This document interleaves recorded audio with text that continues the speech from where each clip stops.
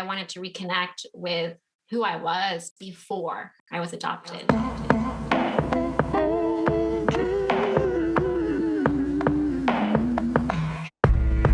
Grown as I am, all patterns shedding, and I still need to change. I haven't cried since I was a child, and it's got up to me now.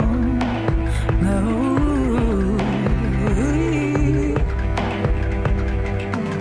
But now I know that I have grown. The mountains moan. But now I know that I have grown. The mountains moan. I used to lie, stiff and lifeless. The woman who raised me had to say, no one could touch me, no one could love me. I practiced the art of being held.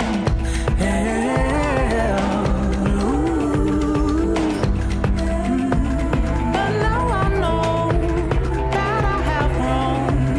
The mountains moan.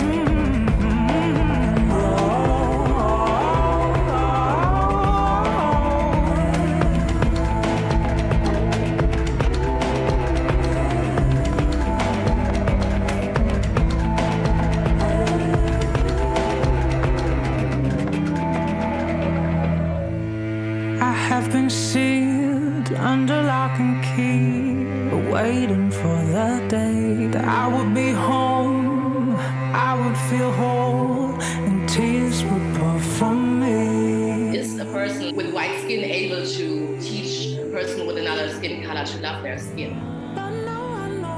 I do have an issue with identity still. I don't really feel like I fit in anywhere. I never feel enough for either category.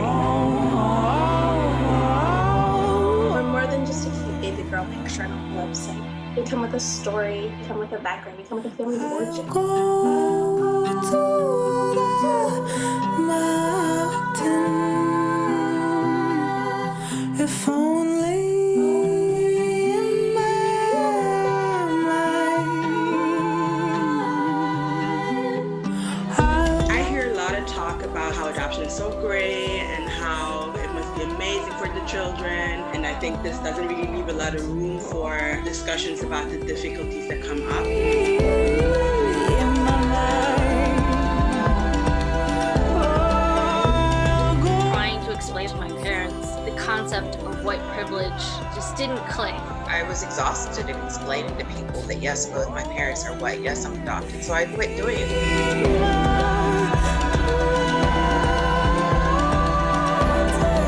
As I understood what being an adoptee means and how that's like the removal and the erasure of your identity, I have vivid memories of not wanting to be different, wanting to be white.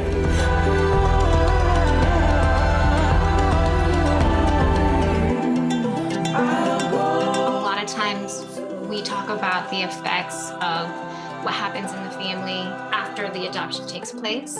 But what we're missing is that piece of separation that the child had with the first parents and how traumatic that is. I think there's something that's called imposter syndrome, when you always think that you're not good enough. All of that stuff that I was feeling and recognizing in a racial sense as a kid from like 10 to 14, I really pushed and buried down when I went through high school. When I talk to other TRAs, a lot of the discussions we have are about struggling with sense of identity and struggling with not being able to voice all the conflicting feelings we have. My mom used to be like, oh, you're a chameleon, you just become what people want you to be, and that's a problem. But if I'm not what people want me to be, then they're not gonna like me. I had so much internalized whiteness on my own identity. I used to be Mary Luce, and now I'm Maria. Integrating the two has been a process, but I'm her and she is me.